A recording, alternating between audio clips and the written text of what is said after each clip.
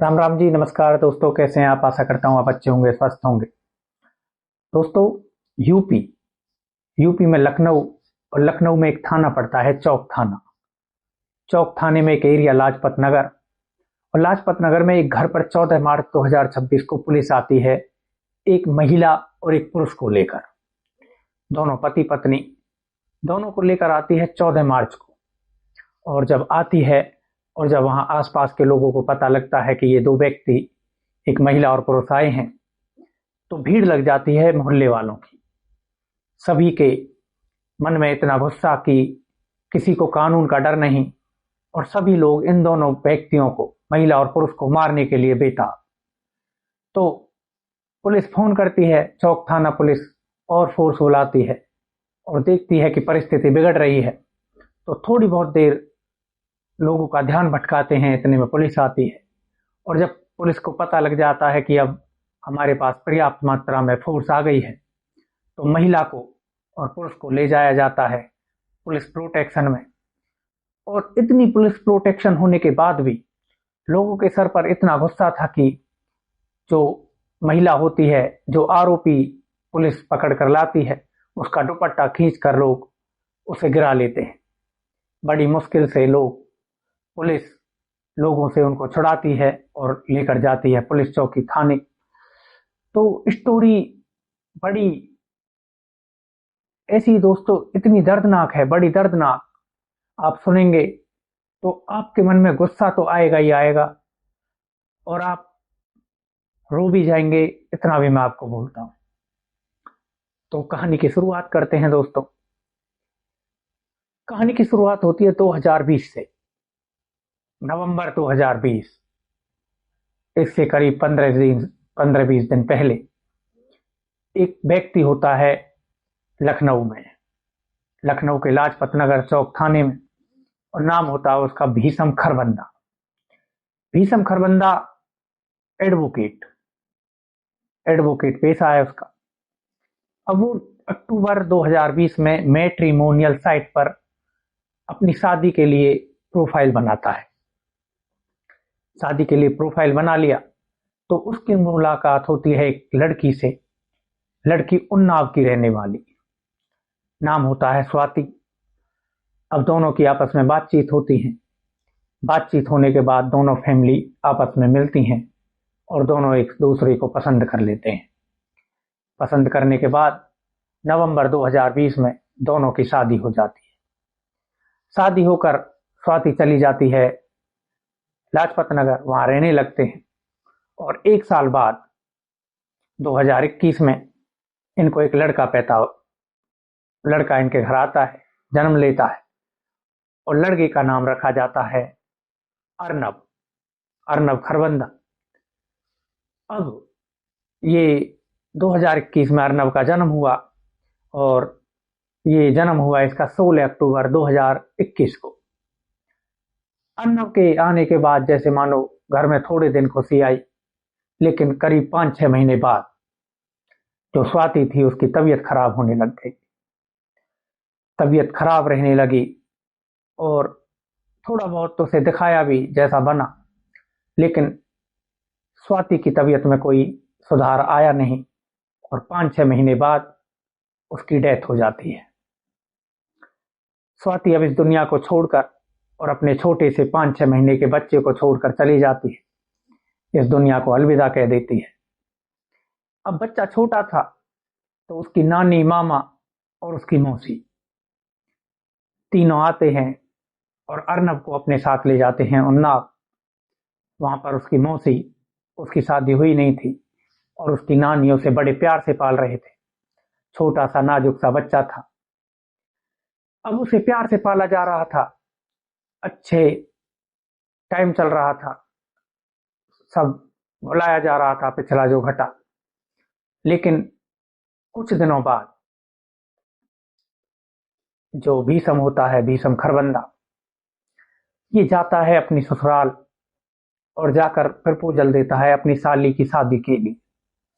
वो बोलता है, देखो बच्चा छोटा है, और अगर ये साली आएगी, मतलब जो अर्नब की मौसी थी, ये घर में शादी होकर आएगी, तो अर्नब भी अच्छे से पलेगा और मेरा भी रोटी का और पानी का जुगाड़ हो जाएगा।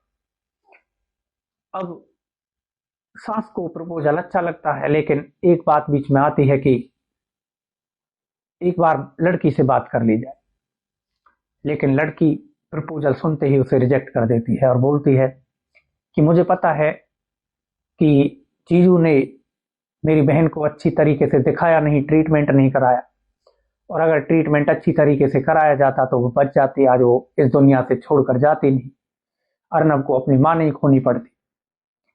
और अगर आप दोबारा से अपनी बेटी को ऐसे ही जगह भेजना चाहते हो तो भेज दो। इस बात को सुनकर घर के शादी के लिए मना कर देते हैं और भीष्म अपने घर आ जाता है। अब भीष्म अपने घर आ गया और घर आने के बाद वो अपने काम में लग गया। थोड़े दिन बाद 2023 में उसकी मुलाकात होती है एक लड़की से। लड़की काम करती है बुटीक पार्लर, नाम होता है रागनी। अब ये भीष्म था, इसकी पहले शादी हुई पड़ी थी, हालांकि वाइफ इस दुनिया को छोड़कर जा चुकी थी, एक बच्चा भी था। और जो रागनी थी इसकी भी शादी हुई पड़ी थी, लेकिन हस्बैंड से अलग रह रही थी, एक बेटी थी इसके।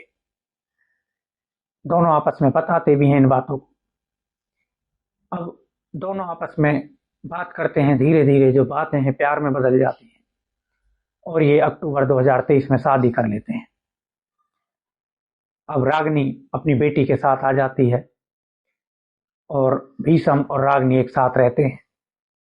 एक साल बाद 2024 में रागनी को एक बेटा होता है। दोस्तों, बेटा होने के बाद ये जो भीष्म होता है हाई कोर्ट में एक PIL डालता है। PIL होती है अपने बच्चे को लाने के लिए, अर्नब को।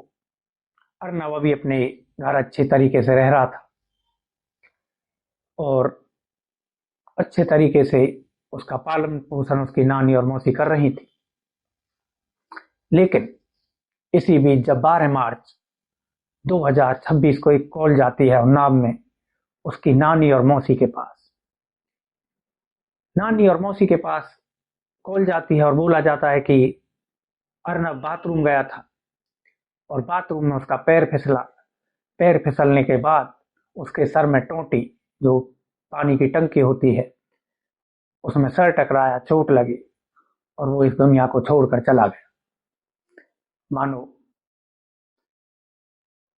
सारी दुनिया, जमीन नानी और मौसी के नीचे से खिसक गई। दोनों ने करीब 3-4 साल उसे पाला था, बड़े लाड और प्यार से। अब वो इस बात को सुनते हैं और तुरंत उन्नाव से निकलते हैं लाजपत नगर लखनऊ के लिए। करीब 2 घंटे में वो पहुंच जाते हैं। जब वहां पहुंचते हैं देखते हैं तो जो अर्नब होता है उसे पूरी बाजू के कपड़े पहना कर रखे जाते हैं। तैयारी हो रही थी अंतिम संस्कार की। इसी बीच मौसी की नजर पड़ती है एक चोट पर। सिर में चोट थी और एक चोट उसके फेस पर। जब मौसी गौर से देखती है और उसके मन में कुछ ऐसा ख्याल आता है, वो बोलती है मुझे एक बार अर्नब को अच्छी तरह देखना है। जब जोर दिया जाता है तो सभी लोग बोलते हैं कि चलो देखो, अंतिम यात्रा है, मौसी ने अच्छी तरह पाला है, कई साल रही है साथ, इसे देख लेने दो। और जब मौसी उसके कपड़े उतार कर देखती है तो पैरों में करीब आधे आधे इंच के कट, बहुत सारी चोटों के निशान। पुलिस को फोन किया जाता है, पुलिस आती है, बच्चे को कब्जे में लेती है और भेज दिया जाता है पोस्टमार्टम के लिए। अब जो मैं बता रहा था आपको हाई कोर्ट की बात, हाई कोर्ट में PIL डालता है और बोलता है कि देखो मेरी वाइफ की डेथ हो चुकी है और मेरा बच्चा है, नानी और मौसी के पास रह रहा है, उसका पालन पोषण वहां अच्छी तरह होगा नहीं और मैं यहाँ पर उसका पालन पोषण करूंगा, मुझे उसकी कस्टडी दिलवाई जाए। अब कोर्ट में बहुत दिन केस चलने के बाद हाई कोर्ट का एक डिसीजन आता है डिसीजन में जो कस्टडी होती है अर्नब की उसके पिता को दे दी जाती है। ये जाते हैं, ऑर्डर दिखाते हैं और ऑर्डर दिखाने के बाद मजबूरन नानी और मौसी को बच्चा भीषम को सौंपना पड़ता है। भीषम अर्नब को लेकर लाजपत नगर आ जाता है। भीषम के घर में अब रागनी, भीष्म खुद, रागनी की एक बेटी और बेटा, उसकी दादी। कई शख्स थे, दादी को पोतों से प्यार भी होता है, लेकिन अब जब पोस्टमार्टम रिपोर्ट आई तो पोस्टमार्टम रिपोर्ट ने सभी के होश उड़ा दिए। 21 चोटों के निशान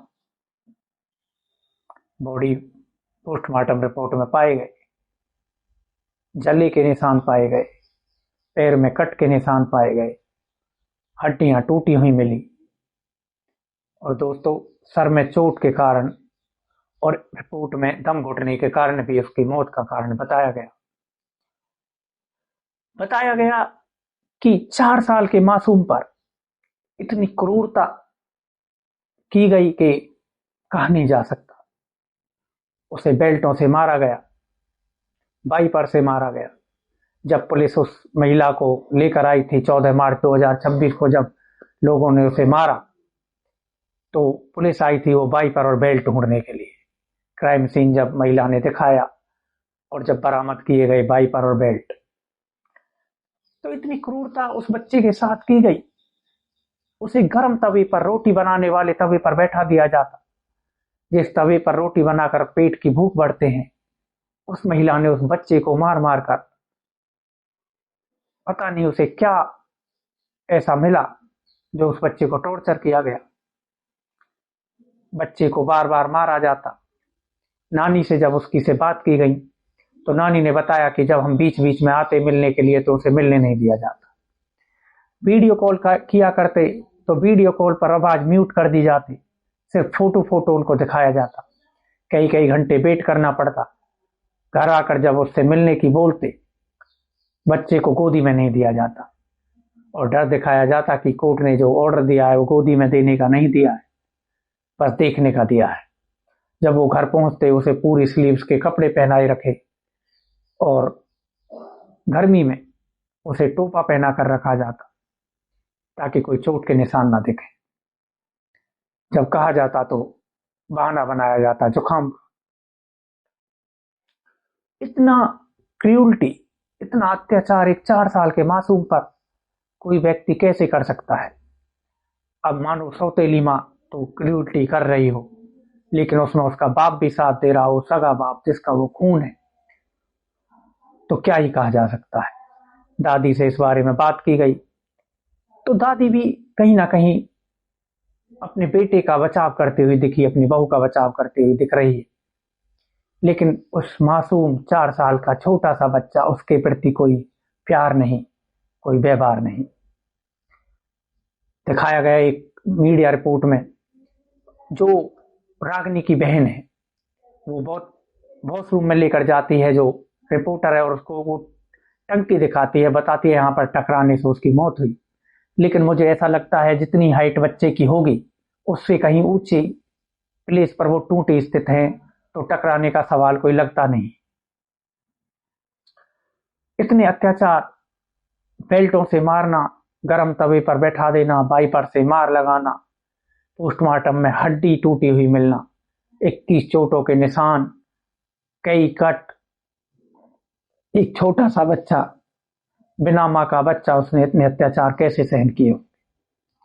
दोस्तों पुलिस ने गिरफ्तार कर लिया है, आगे की इंक्वायरी जारी है और लोगों का गुस्सा देखकर ऐसा लगता है कि लोग खुद बदला लेने के लिए तैयार थे।